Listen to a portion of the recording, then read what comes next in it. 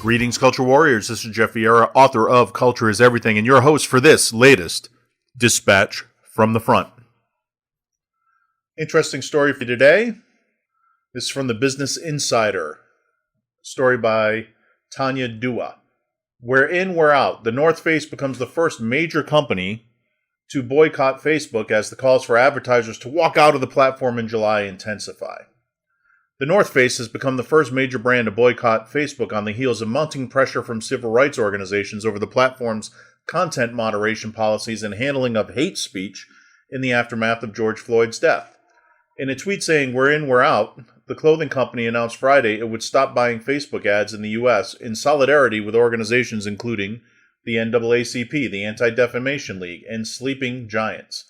We know for too long harmful racist rhetoric and misinformation has made the world unequal and unsafe, and we stand with the NAACP and other organizations who are working to #Stop Hate for Profit, Steve Lesnard, the North Face's global VP of marketing, said in a statement. A company spokesman said that it was halting all U.S. paid advertising with Facebook effective June 19th until stricter policies are put in place to stop racist, violent, and hateful content and misinformation from circulating on the platform. Carolyn Everson, Facebook's VP of Global Business Group, said that the company was in conversations with marketers and civil rights organizations about how they could work with them to be a force for good.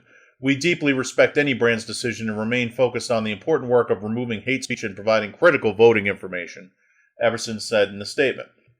The platform has been under fire over its content moderation policies, particularly its handling of President Donald Trump's posts in the aftermath of George Floyd's killing. While it has faced criticism on its handling of user data and the spread of misinformation before, such calls have rarely translated to wider collective action against Facebook or dented its advertising business. But advertisers say it's different this time. IPG Media Brands' Elijah Harris said in a Business Insider interview last week that the reaction against Facebook was an issue of brand safety, not political activism.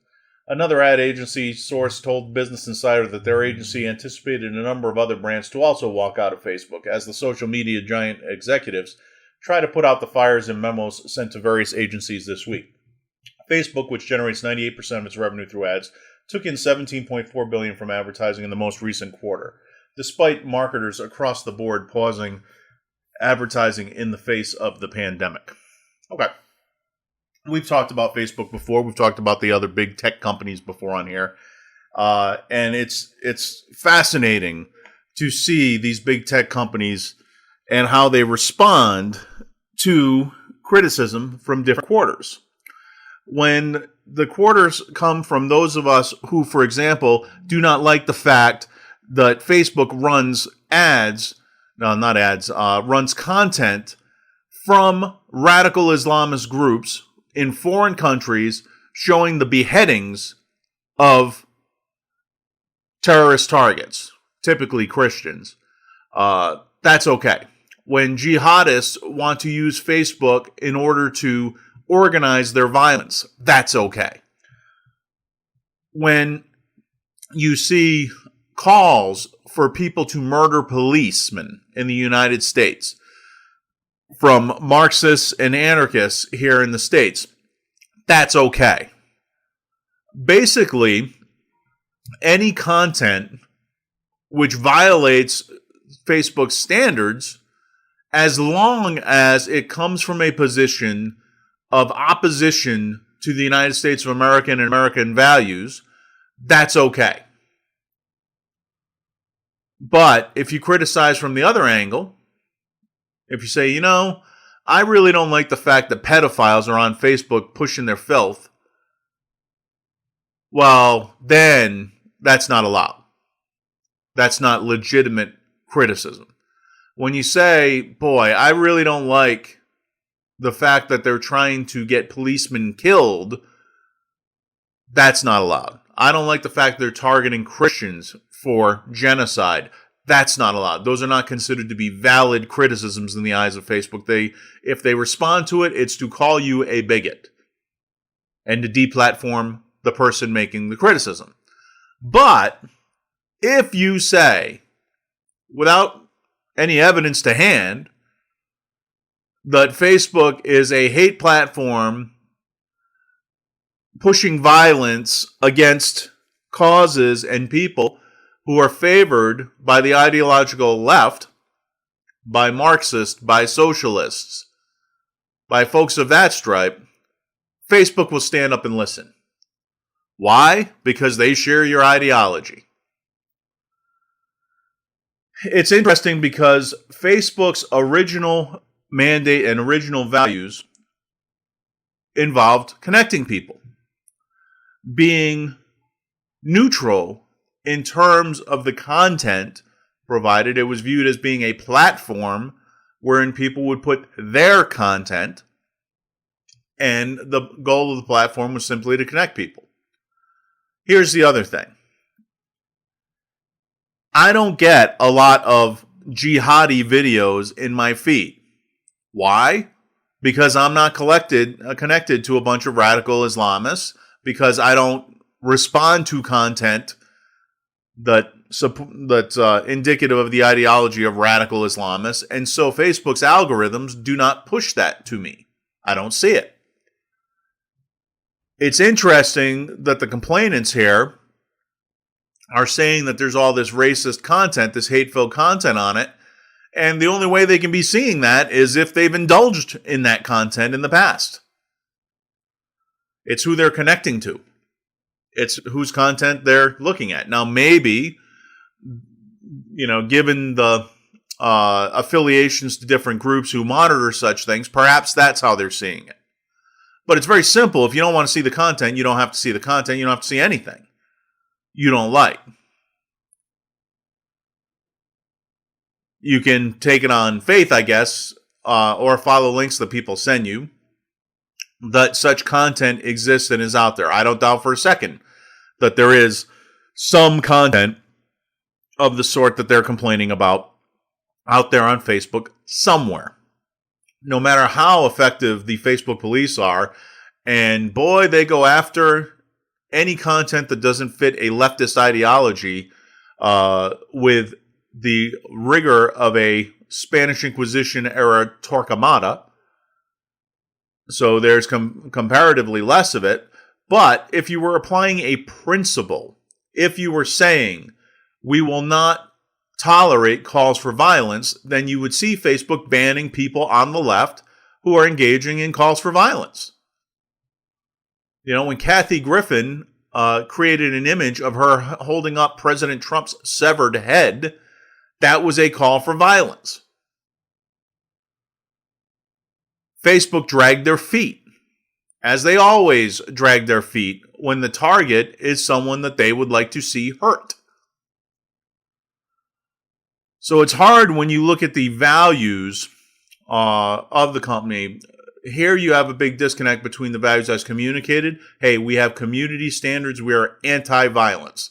Okay, then why aren't you policing the platform equally to remove violent content from it?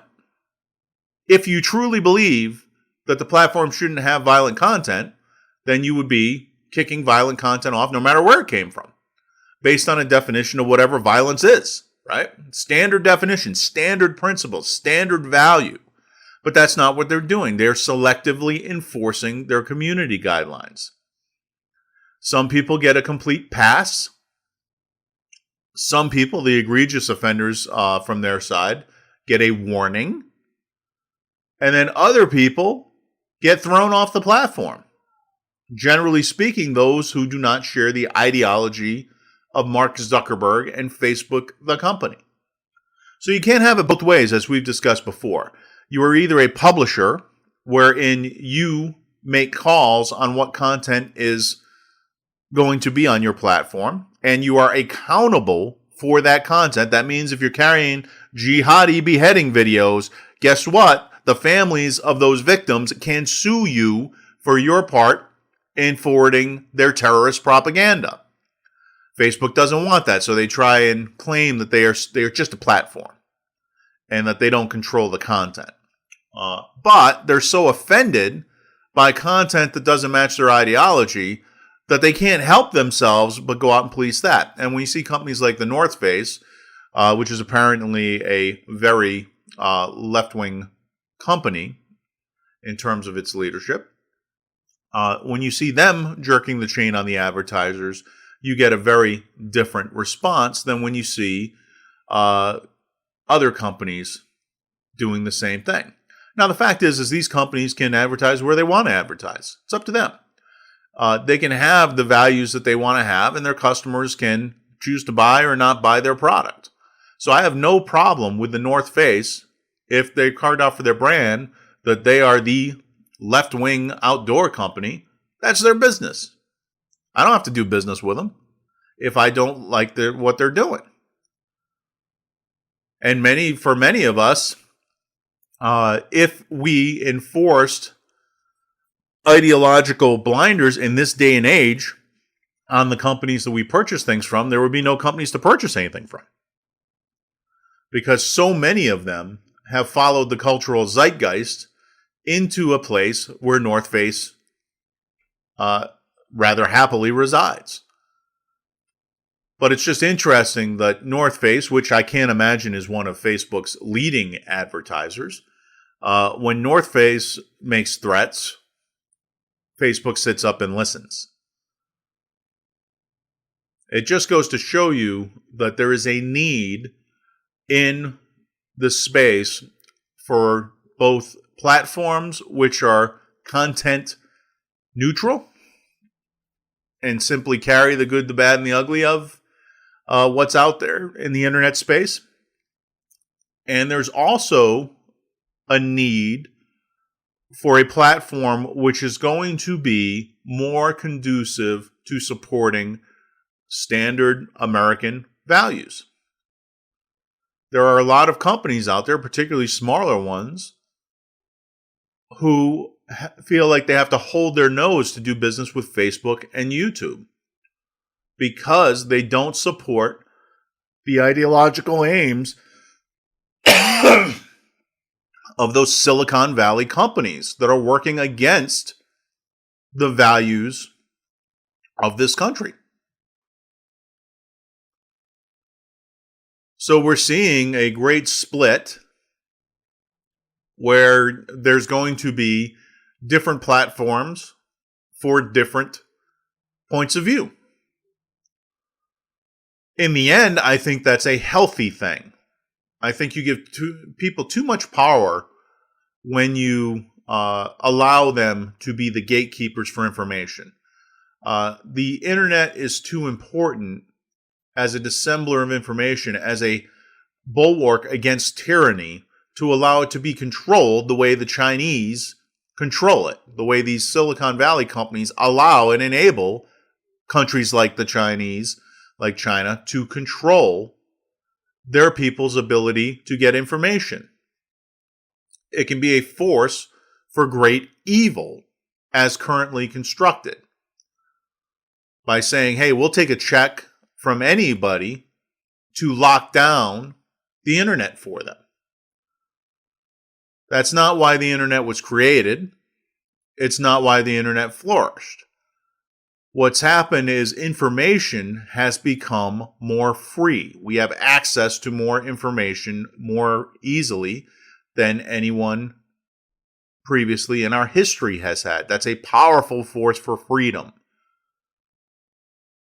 But then we've allowed these monopolies to crop up, which have turned that force for freedom into an effective force for enslaving us.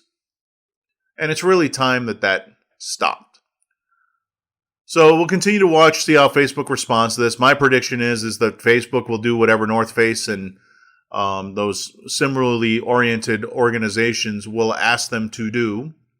But in the end, I think Facebook is going to be deemed a publisher legally. I think Facebook is going to have to clean its act up once that determination is made, and that this favorable situation for them, where they get to act like they get to claim to be a platform and act like a censor, is coming to an end. It cannot continue on. It's just too obviously contradictory to law and to the values of freedom that most Americans share. Have a good day.